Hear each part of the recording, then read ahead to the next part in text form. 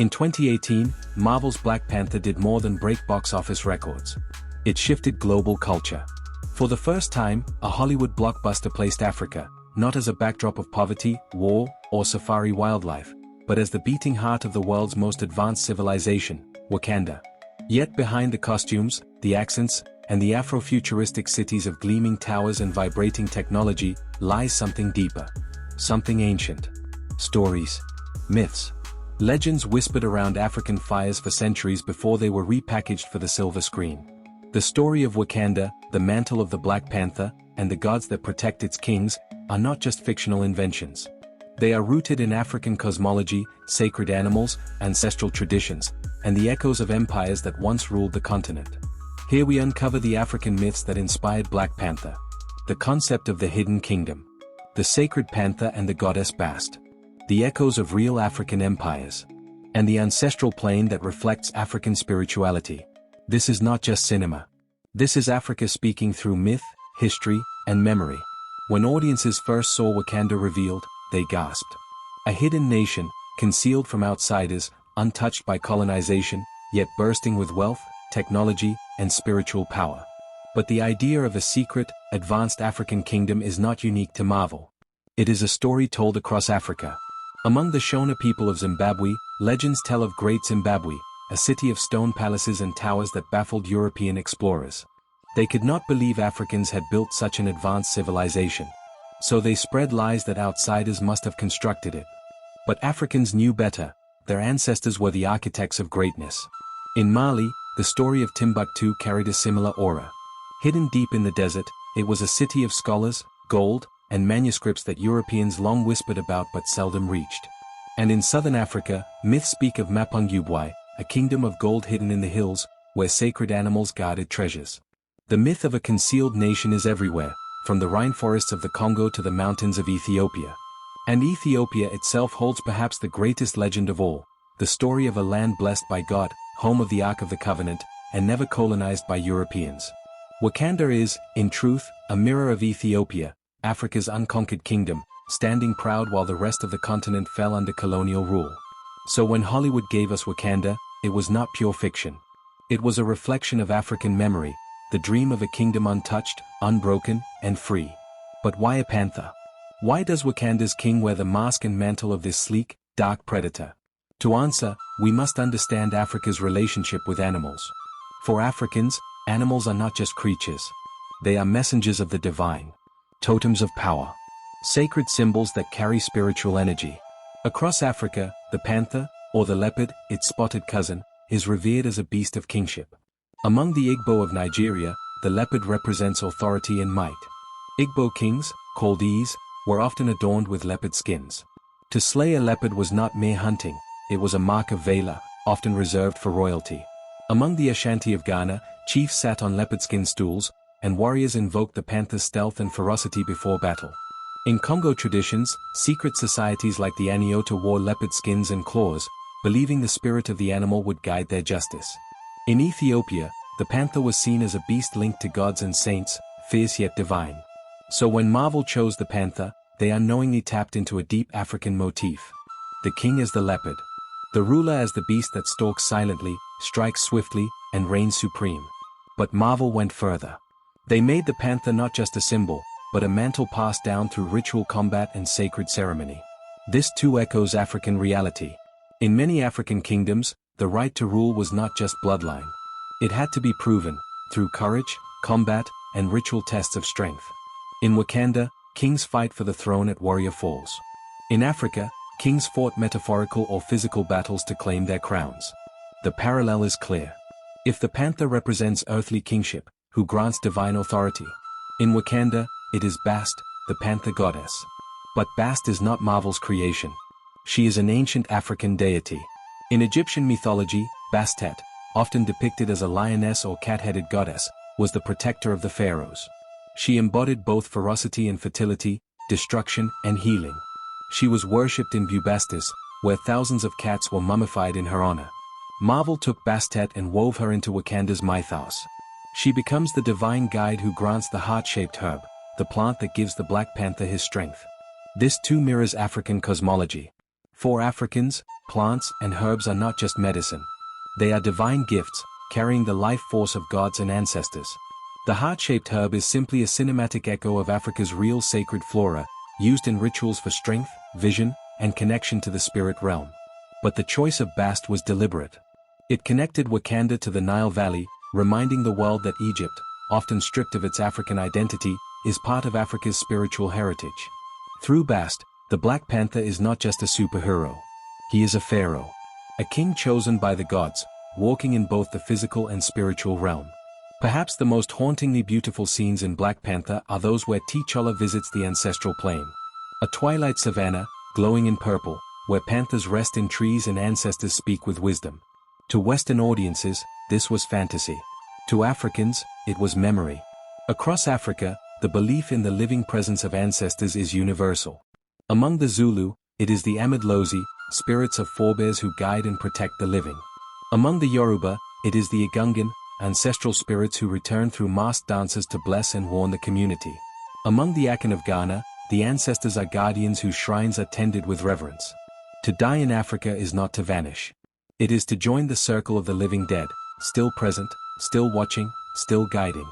The ancestral plane of Wakanda is not a Marvel invention. It is an African reality, reimagined with cinematic color. When T'Challa kneels before his father, it mirrors countless African rituals where leaders seek guidance from ancestral spirits before great decisions. It is why African kings were crowned not just by priests, but in the presence of ancestors invoked through chants, libations, and sacred rites. In Wakanda, the ancestors speak in twilight. In Africa, they speak through dreams, visions, and ritual possession. Two languages, one truth. Look closely at Wakanda's design. The domes. The cloaks. The beadwork. The music. It is not random. It is a tapestry of African civilizations woven together. The tall, circular buildings echo the great Zimbabwe ruins. The golden jewelry recalls the Ashanti Kingdom of Ghana. The bead technology mirrors the Zulu love beads and Maasai traditions. The river tribe with crocodile-like designs echoes the Nile peoples of Sudan. The Dora Milaje, Wakanda's fearsome female guard, were inspired by the Dahomey Amazons of Benin, an all-female military regiment that terrified colonizers. Each tribe of Wakanda carries the mark of a real African culture. Marvel did not invent Wakanda's diversity. They borrowed from Africa's own mosaic of nations. And the vibranium, the miracle metal that powers Wakanda's technology? It is a metaphor for Africa's real natural wealth. Gold, diamonds, cobalt, coltan. Resources so abundant that if Africa controlled them fully, it could indeed be the richest, most advanced continent on Earth. Vibranium is Africa's stolen riches, reimagined as a gift preserved. Wakanda is Africa uncolonized, a dream of what might have been. But Black Panther is not just about kings and gods. It is also about resistance. Killmonger, the film's antagonist, embodies the pain of African diaspora, children torn from the continent, raised in lands of oppression, yearning for return and vengeance. His vision of arming the oppressed echoes the long history of African rebellions. From the Maroons of Jamaica who fought slavery, to the Mau Mau of Kenya who rose against British rule, to the warriors of Angola who resisted Portuguese conquest. Even in defeat, Africans dreamed of freedom. And Killmonger's rage is the cinematic voice of those broken dreams. Black Panther, in contrast, embodies the path of balance. Not blind vengeance, but restoration. Not hatred, but responsibility. This tension, between rage and restoration, has always defined Africa's struggle. So when the credits rolled on Black Panther, audiences thought they had seen a superhero film. But Africans saw something more. They saw echoes of their myths, their gods, their ancestors. They saw their kingdoms, their symbols, their resistance. They saw Africa, not erased, but reimagined as powerful, advanced, and free. And yet, this is only the beginning. Because we have just revealed the foundations, the hidden kingdoms, the sacred animals, the goddess Bast, the ancestors, and the echoes of empire. Next, we'll dive even deeper. We will uncover the forgotten gods, the warrior queens, the real-life legends of iron and gold, and the Afrofuturistic dream that Hollywood only scratched on the surface. Stay with us, as we continue the journey into the myths that inspired Black Panther.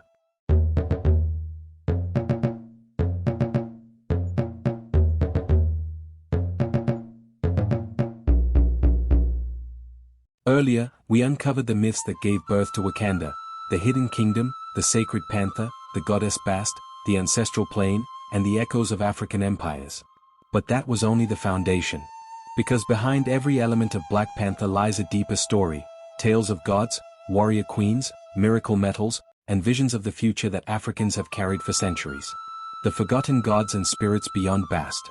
The warrior queens who inspired the Dora Milaje. The myth of miracle metals and blacksmith kings. The link between Afrofuturism and ancient prophecy.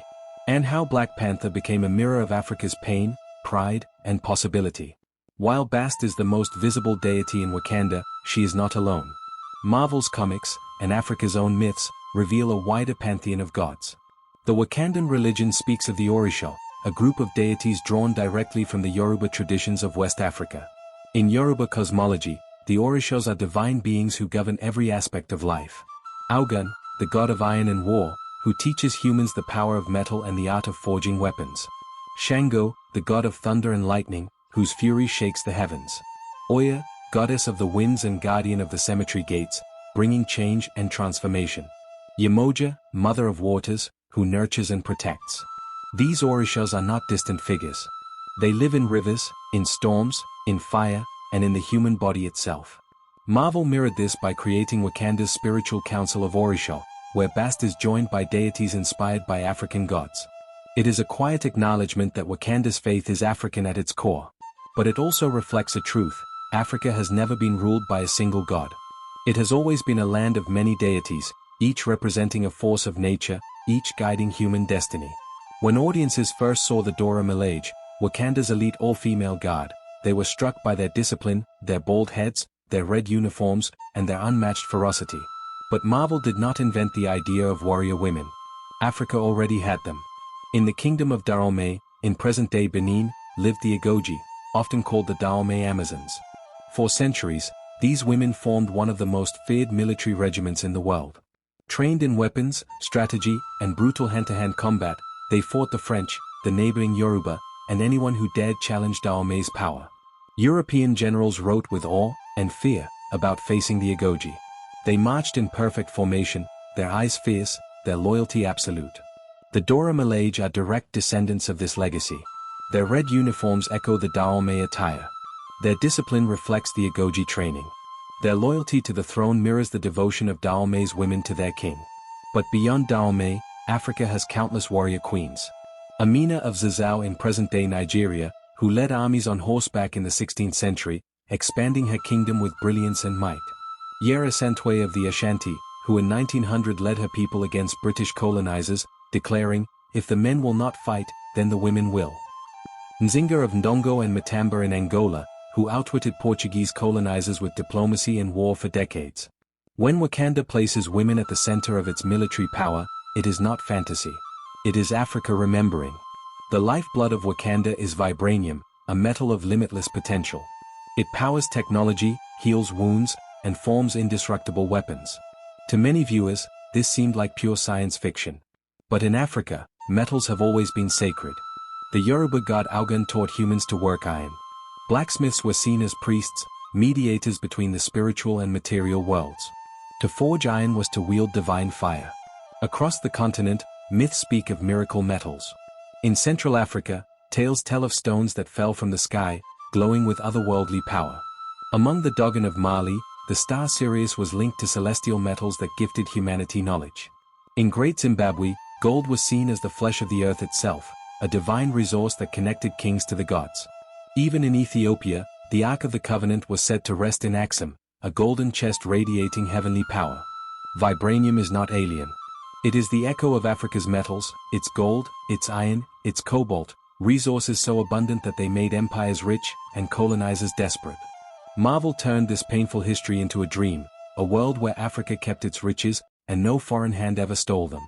One of the most unique aspects of Black Panther is its Afrofuturistic vision, cities where tradition and technology coexist, where flying ships soar above villages that still honor rituals and drumbeats.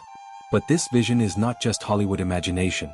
It is rooted in African prophecy. Across Africa, myths speak of golden ages yet to come. Times when ancestors will return, when the earth will heal, when kings will rise to restore balance.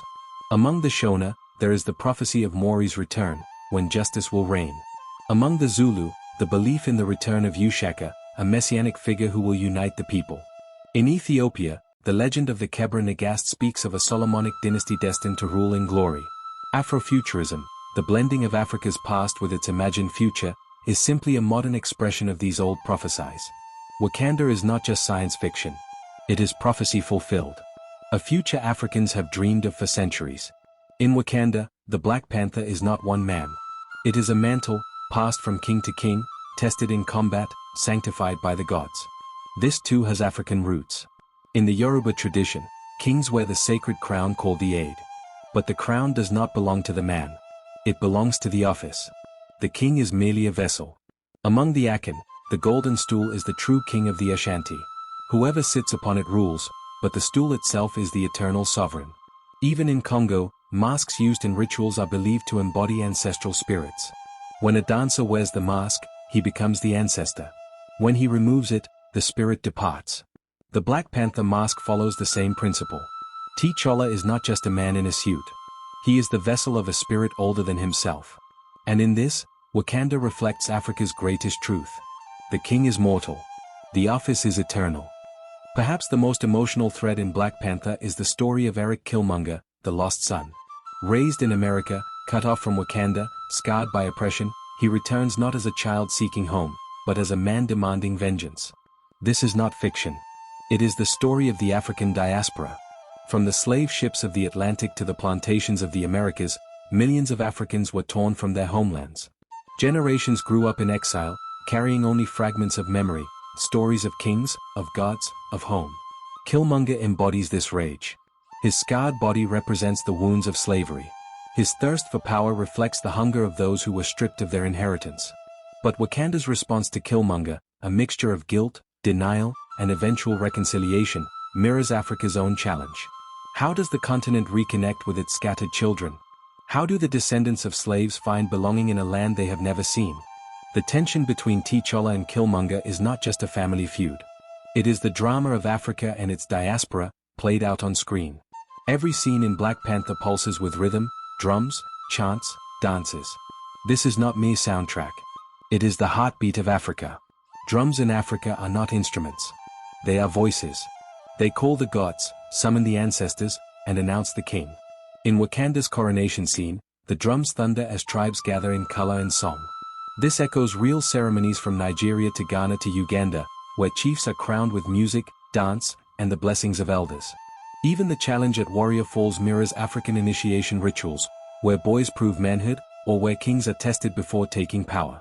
Every beat, every costume, every gesture is Africa remembered. Finally, we must understand why Black Panther struck such a chord. It was not just the costumes, or the action, or the actors. It was the message. For centuries, Hollywood showed Africa as weak. A land of famine, war, and helplessness. But in Wakanda, Africa is strong. Africa is advanced. Africa is proud. This was resistance. A rebuke to centuries of colonial narratives. And it explains why the film was embraced not just by Africans, but by the entire African diaspora. In Brazil, in Jamaica, in the United States, in London, audiences wept. Because for once, Africa was not the victim. Africa was the hero.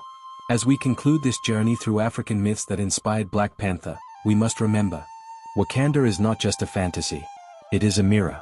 A mirror of Africa's past, its gods, its empires, its wounds, and its dreams.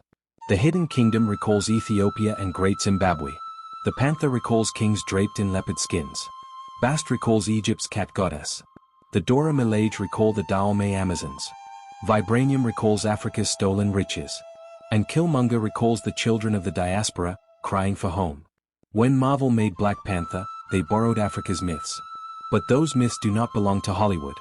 They belong to Africa. And as long as they are remembered, Africa will always be Wakanda, powerful, unbroken, eternal.